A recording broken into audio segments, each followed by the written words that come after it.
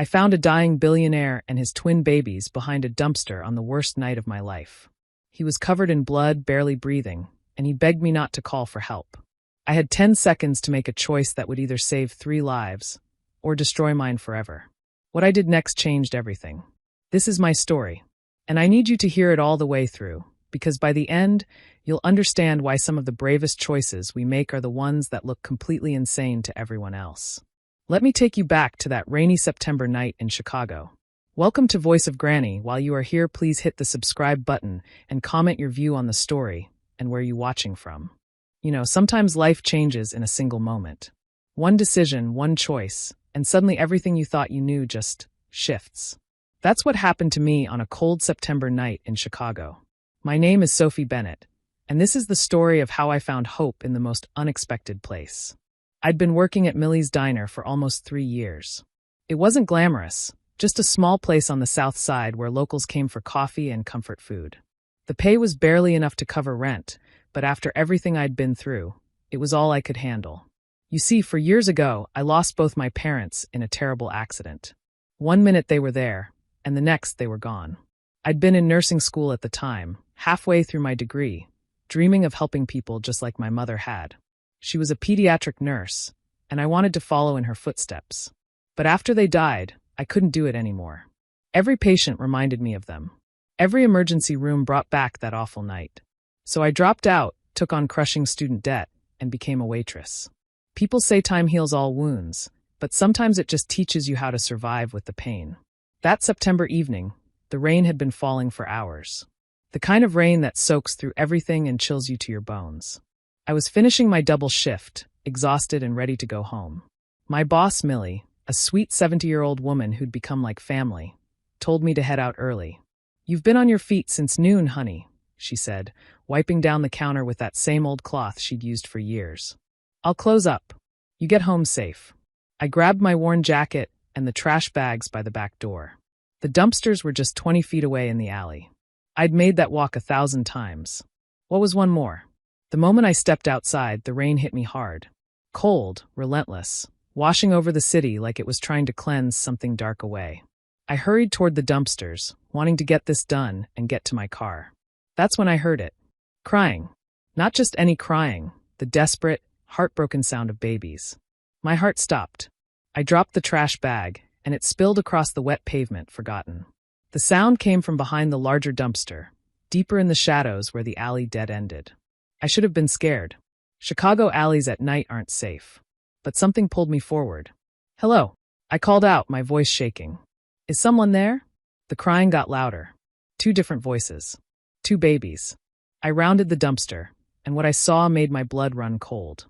2 infant carriers sat on the ground, partially sheltered by a fire escape above. Inside were 2 tiny babies, maybe 8 or 9 months old, crying their hearts out. But that wasn't what made me gasp. Slumped against the brick wall beside them was a man. Even in the dim light, I could see the blood. So much blood. It covered his white dress shirt, his expensive suit jacket, mixing with the rain that plastered his dark hair to his forehead. His hand gripped the handle of one carrier with desperate strength, like he was holding on to the only thing that mattered. "Oh my God," I breathed, dropping to my knees beside him. The puddles soaked through my jeans instantly. "Sir, can you hear me?" His eyes fluttered open. They were blue-gray like storm clouds and filled with so much pain and fear. But the fear wasn't for himself, I realized. It was for those babies. "Please," he whispered, his accent refined, educated. "Please, don't call hospital. They'll find the children." His head fell to the side, consciousness slipping away. My hands shook as I pressed them against his shoulder where the blood was coming from. I'd had enough medical training to know this was serious. The wound was deep, still bleeding, and his skin was cold. Too cold. "I need to call 911, I said, pulling out my phone with bloody fingers. "No." His hand shot out, gripping my wrist with surprising strength. His eyes locked onto mine with fierce desperation. "No police. No hospital. They'll take the children." I looked at those 2 babies, still crying, so small and helpless. Then back at this man who was bleeding out, but still trying to protect them. Every logical thought in my head screamed at me to call for help. To do the right thing, the legal thing. But I thought about my own parents. About how my father had held my hand as he died, asking me to be strong. about my mother calling my name in that hospital bed, about all the ways the system had failed people I loved. "Okay," I heard myself say. "Okay, but we need to move you. Can you stand?" He nodded weakly. I knew it was probably a lie. I looked at the babies again. "Are they yours?" "My daughters," he managed. "Lily and Rose." "Okay. Lily and Rose are coming too." I made the decision right then, understanding somehow that nothing would ever be the same. I grabbed both carriers, setting them aside where the rain couldn't reach. Then I returned to the man. "I'm going to help you stand. My car is just 20 feet away." Together, we struggled to our feet.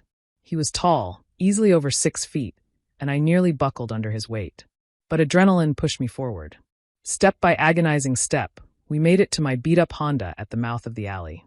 I secured both baby carriers in the back seat, my fingers fumbling with the seatbelts. The babies had quieted to whimpers, their wide eyes watching me. "It's okay," I murmured, though I had no idea if that was true. "Everything's going to be okay." Getting him into the passenger seat took everything I had. His head fell back against the headrest, his breathing labored. "Stay with me," I said firmly, racing around to the driver's side. The drive to my apartment normally took 40 minutes. I made it in 20, running red lights and pushing my old car to its limits. I kept talking the whole way, partly to keep him conscious and partly to keep myself from panicking. "I'm Sophie, by the way. Sophie Bennett. I live alone in a small place in the suburbs. It's not much, but it's clean. I have medical supplies. I used to be in nursing school before. Well, before life happened. I think I remember enough. God, I hope I remember enough." In the back seat, one of the twins started crying again. "Almost there," I promised them all. "Almost there." My apartment building was nothing special, just a tired 3-story complex where everyone minded their own business. I'd never been more grateful for that than I was tonight. Getting him up 2 flights of stairs was a nightmare. He could barely walk, let alone climb. I half-carried, half-dragged him, stopping every few steps to let him breathe. My neighbor, Mrs. Patterson from 2A, opened her door at the commotion, took one look at us, and closed it again without a word. Thank God for people who knew how to look the other way. By the time we reached my door, I was shaking with exhaustion. I fumbled with my keys, got the door open, and guided him straight to my couch. He collapsed onto it with a sound that was part relief, part agony. I ran back down for the babies, taking the stairs 2 at a time despite my burning legs. Lily and Rose were miraculously quiet now, their eyes drooping. I grabbed both carriers and made the climb again, my heart pounding so hard I thought it might burst. Inside, I locked the door, deadbolt, chain, everything. Then I just stood there for a moment, breathing hard, looking at the scene before me. My small living room with its second-hand furniture now contained a severely injured stranger bleeding on my couch and 2 infant babies in carriers on my floor. "Okay," I said out loud, forcing myself into action. "Medical supplies first." I kept a well-stocked first aid kit under my bathroom sink, a remnant from my nursing school days. I grabbed it along with clean towels, rubbing alcohol, and every bandage I had. Back in the living room, his eyes were closed, his breathing shallow. I knelt beside the couch and carefully peeled back his jacket. His shirt underneath was soaked through with blood. I cut away the fabric with scissors, revealing the wound. It looked like he'd been stabbed, the injury deep in his shoulder. But from what I could see, it had missed the major arteries. The fact that he was still alive suggested that much. Still, he'd lost a lot of blood, and infection was a serious risk. "This is going to hurt," I warned, though I wasn't sure he could hear me. I cleaned the wound as gently as possible. His entire body tensed, a low groan escaping through clenched teeth, but he didn't cry out. I worked quickly, packing the wound with gauze and wrapping it tightly. My hands remembered more than my mind did.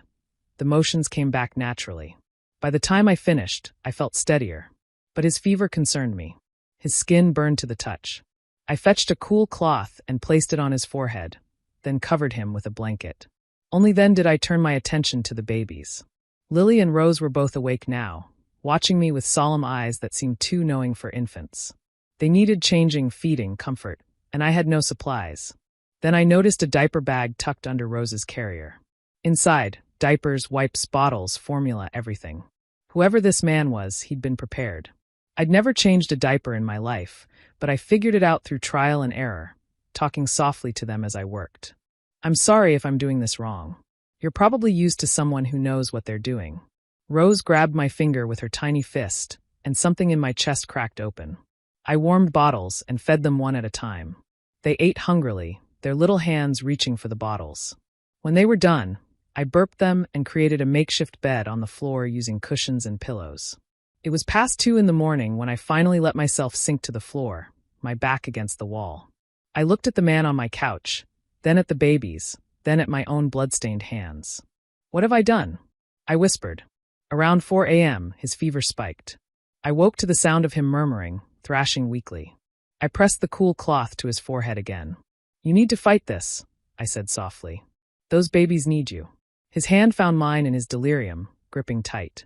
"Don't let them," he murmured. "Promise, protect." "Protect who?" I asked, but he was gone again, lost in fever dreams. I found his wallet in his jacket. Inside was a lot of cash and a photo, worn from being looked at frequently. It showed him, healthier and smiling, with a beautiful woman. Her hand rested on her very pregnant belly. Both wore wedding rings. Written on the back, "James, Catherine, and our miracles. 3 months to go." James. His name was James. And Catherine, she wasn't here. I looked at the sleeping babies and understood. These were their daughters, and something had happened to their mother. I tucked the photo back and returned to my spot on the floor. As dawn broke over Chicago, I made a promise to that sleeping room. "I'll keep them safe. Whatever this is, whoever you are, I'll keep them safe." I woke to crying. Not desperate wails, but the insistent hungry cries of babies who knew it was morning and wanted breakfast. Pale autumn sunlight filtered through my curtains. For one blissful moment, I forgot everything. Then reality came flooding back. I pushed myself up, every muscle screaming, and stumbled to the babies. Rose was the louder one, her face red and scrunched. Lily whimpered beside her. Okay, I hear you," I murmured, lifting Rose first. I glanced at the couch.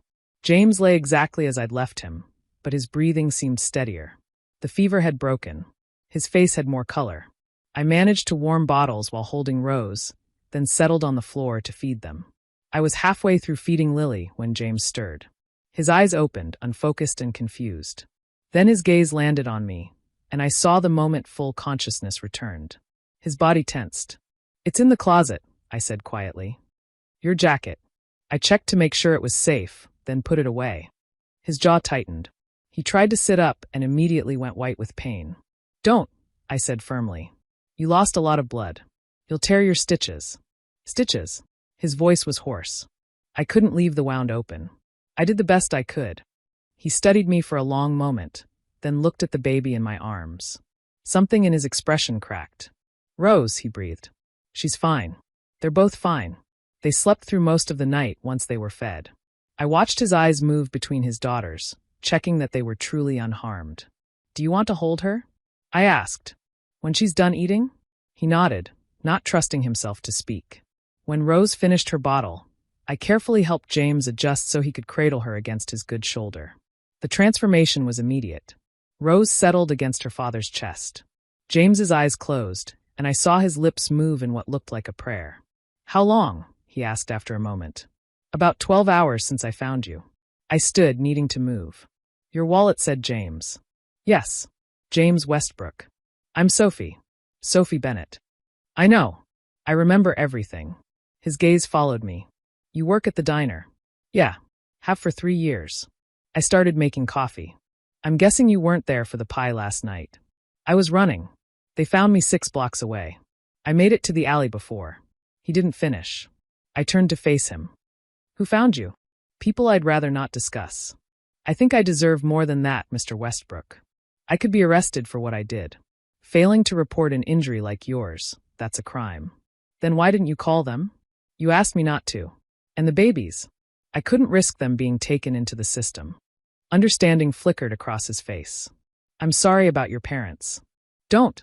I shook my head. "Don't be nice to me. Don't make me feel good about this decision because I'm terrified I made the wrong one." I poured coffee for both of us, adding sugar. I brought him a cup, helping him hold it. "Thank you," he said, and I couldn't tell if he meant for the coffee or everything. I settled into the armchair. "The photo in your wallet." "Catherine." His entire body went rigid. "I needed to know if you had family I should call." "Catherine died 9 months ago," he said quietly. "Complications during childbirth." "I'm so sorry." She held them once. For 20 minutes. Then her heart just stopped. We sat in silence, drinking coffee. Lily woke up, and I retrieved her, settling her in my lap. "You're good with them," James observed. "I'm faking it."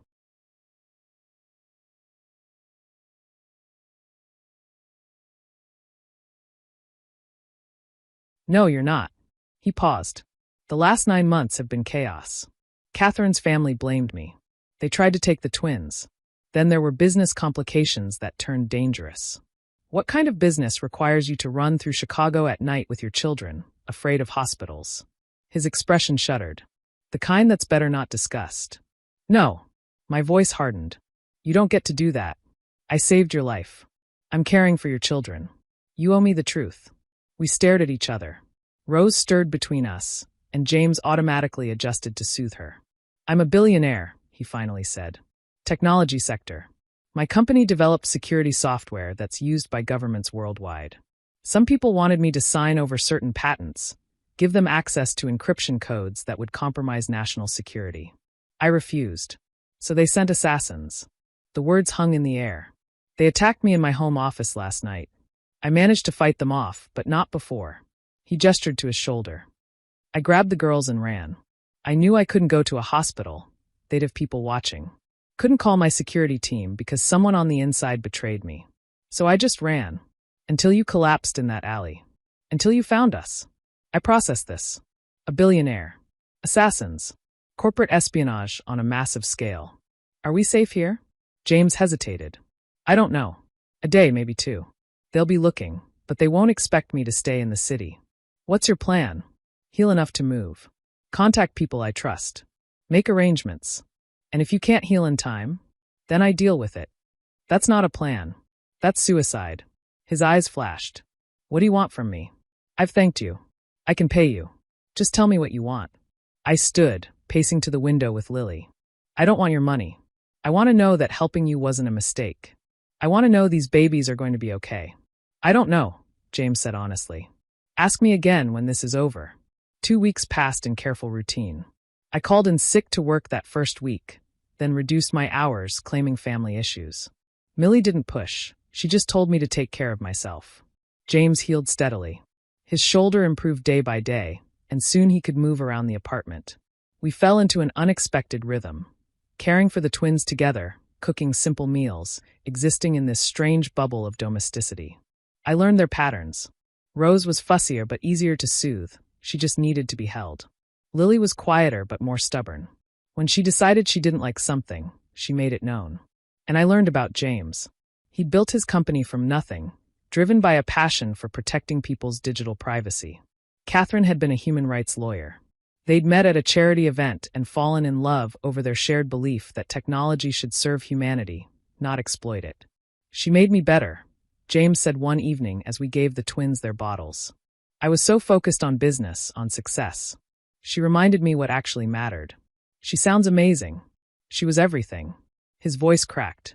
"And now these 2 will grow up barely remembering her. They'll know her through you," I said softly.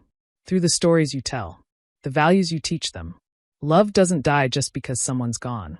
James looked at me with those storm-gray eyes. "You're wise beyond your years." "I'm just someone who's learned that grief and love are 2 sides of the same coin." The danger felt distant during those weeks, easy to forget in the mundane routines of diaper changes and midnight feedings. But it was always there, lurking. One night, around the end of the 2nd week, James's phone rang. He'd been checking it periodically, waiting for this call. "David," he answered, his most trusted business partner. "Talk to me." I watched his face as he listened, saw relief flood his features. "You're sure?" "Good. Yes, I'm ready. Connecticut works. Thank you, old friend." He hung up and turned to me. "They found the traitor. Someone on my security team sold me out. David's handled it, legally," he added quickly. "The police are involved now, and he's arranged a safe house in Connecticut. Clean identities for the transition period until the threat is completely neutralized." My stomach dropped. "When?" "Tomorrow night. There's a private car coming." I should have been relieved. This was good news. But all I felt was loss. That evening, after the twins were asleep, I stood at my window staring out at the Chicago skyline. James came to stand beside me. "Sophie," he said quietly, "come with us." I turned shocked. "What?" Come with us. Help me raise them. Be part of our lives. He moved closer. These past 2 weeks, I haven't felt this alive since Catherine died. The twins need you. I need you. James, I can't just. Why not? What's keeping you here? A job that barely pays your bills? Student debt? Or maybe, he touched my face gently. Maybe you're scared of wanting something real. Tears filled my eyes. This is insane. I know, but the best things usually are. I looked at the sleeping babies, then back at him. My parents had taught me that love meant taking risks. That playing it safe wasn't really living. What about Catherine? I whispered. What would she think? James smiled sadly. Catherine believed in second chances. In finding joy after loss. She'd tell me I was an idiot if I let you walk away. I'm not a replacement for her. You're not. You're something entirely different. Something I didn't know I needed until you appeared in that alley. I thought about my parents. About the dreams I'd abandoned. About 3 years of just surviving instead of living. Okay, I whispered. Okay, yes. James kissed me then, soft, tentative, full of hope and fear and possibility. The private car arrived exactly when David said it would. I packed what little I owned into 2 suitcases, left a note for my landlord, and sent Millie a text apologizing for leaving without notice. I promised to explain someday. The drive to Connecticut took 4 hours. James sat beside me in the back of the luxury SUV, Lily and Rose in their carriers between us. We didn't talk much. There was too much to say and no words quite fit. The safe house turned out to be a beautiful colonial home in a quiet suburb outside Hartford. Private, secure, with a garden that would be perfect for the twins once they started walking. It's temporary, James explained as we carried everything inside. Once the legal situation is resolved, we can go anywhere. Do anything. I want you to help choose. The first few weeks were an adjustment. I enrolled in online nursing courses, determined to finish what I'd started. James worked remotely, slowly rebuilding his security team with people David had thoroughly vetted. And together, we raised Lily and Rose. We celebrated their first birthday in that house. Just the 4 of us, with a small cake James somehow burned despite following the recipe exactly. The twins smashed frosting everywhere, and we laughed until we cried. Catherine would have loved this, James said, watching me wipe icing off Rose's face. Tell me about her, I said. I want to know. I want them to know. So he did. He told stories about Catherine, her terrible sense of direction, her infectious laugh, the way she'd sing off-key in the shower. We hung photos of her throughout the house, made her a real presence in our lives. She's part of our family, I told the twins as they grew older, showing them pictures.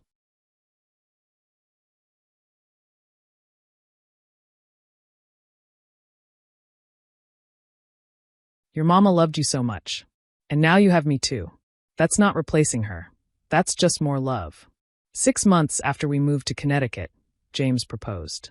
Not with a grand gesture, but quietly, one evening after we'd put the twins to bed. I'm not trying to recreate what I had with Catherine, he said. This is different, but it's real and it's ours. Will you marry me? I said yes. We got married in a small ceremony with just David and a few trusted friends. I wore a simple dress. James wore the same nervous smile he'd had the night I found him in that alley. I keep thinking about that night, he said during our first dance.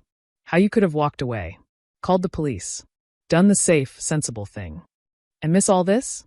I smiled up at him. Not a chance. No regrets. I thought about the path that led me here. The loss of my parents that derailed my dreams. The years of just surviving. The rainy September night that changed everything. Not a single one, I said. Sometimes the bravest thing we can do is choose hope over fear. Choose love over safety. James pulled me closer. Catherine used to say something similar. That courage wasn't the absence of fear. It was choosing to love despite it. She was right. We built a life in that house. I finished my nursing degree and got a job at a children's hospital, finally fulfilling my mother's dream and my own. James sold his company for an astronomical sum and started a foundation in Catherine's name, providing technology education to underprivileged kids. And Lily and Rose grew. They learned to walk, to talk, to fill our home with laughter and chaos. They knew their mother through stories and photos. And they knew me as the woman who loved them fiercely, who'd chosen them in a dark alley and never looked back. One evening, 5 years after that rainy night, I pushed a stroller through our neighborhood. Lily and Rose, now confident 5-year-olds, ran ahead, chasing butterflies. James walked beside me, his arm around my waist, our newborn son sleeping peacefully in the stroller. "You know what I think about sometimes?" James said, watching our daughters play. "What?" "That alley. That moment when you could have made a different choice. And how everything good in my life stems from your courage that night." I leaned into him. "I think about it too. About how I'd been just surviving for so long. And how you and the girls gave me a reason to really live again. We saved each other." "Yeah," I smiled. "We did." Lily ran back to us, her face flushed with excitement. "Mama Sophie, come see. There's a rainbow." I took her hand, this child who wasn't mine by birth but was mine in every way that mattered, and let her lead me toward the rainbow. James followed with Rose, who was chattering about butterflies and flowers and everything her curious mind wanted to explore. This was my family, built from tragedy and impossible choices. From a waitress's compassion and a desperate father's plea. From two people who'd lost everything and found each other in the darkness. Some love stories begin in darkness, in rain-soaked alleys with blood and tears. But if you're brave enough to choose hope, if you're willing to risk your heart, they can still find their way to light. And standing there in my Connecticut neighborhood, surrounded by the laughter of children and the love of a man who'd become my everything, I understood something my mother used to say. The best things in life are the ones you never saw coming. She was right. I never saw James Westbrook coming. Never imagined that one rainy September night would lead me here. But I chose compassion over fear. I chose love over safety. And that choice gave me everything. Sometimes the right choice isn't the safe one. Sometimes courage looks like a waitress stopping to help a stranger. Sometimes family is built not from blood, but from a decision made in darkness to step forward into the unknown. This is our story. This is how I learned that surviving and living are two different things. And how one rainy night in Chicago taught me that the bravest thing you can do is choose love, even when every logical thought tells you to run. I chose love, and love chose me back. The end.